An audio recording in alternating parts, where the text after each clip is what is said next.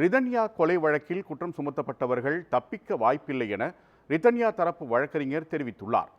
திருமணமான 78 நாட்களில் தனது உயிரை மாய்த்து கொண்ட ரிதன்யா இறப்பதற்கு முன்பு தனது கணவர், மாமனார், மாமியார் ஆகியோர் சித்திரவதை செய்ததாக அவரது தந்தைக்கு ஆடியோ அனுப்பியிருந்தார். இதுகுறித்து வழக்கு பதிவு செய்த காவல்துறையினர் மூவரையும் கைது செய்தனர்.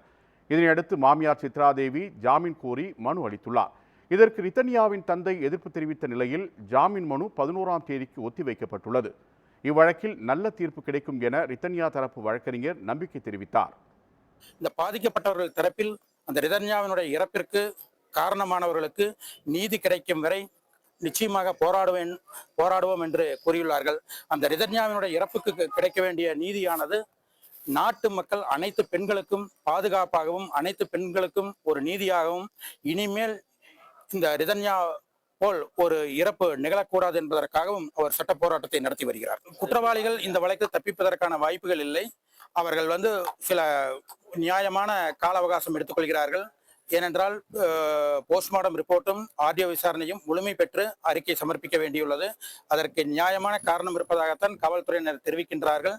இருந்த போதிலும் ஒட்டுமொத்த சமுதாயமும் இந்த வழக்கில் விசாரணை இன்னும் வேகமாகவும் துரிதமாகவும் இருக்க வேண்டும் என்றும் நியாயமாகவும் இருக்க வேண்டும் என்றும் அவர்கள் ரிதன்யாவின் பெற்றோர்கள் மட்டுமல்ல இந்த சமுதாயமே எதிர்பார்க்கின்றது.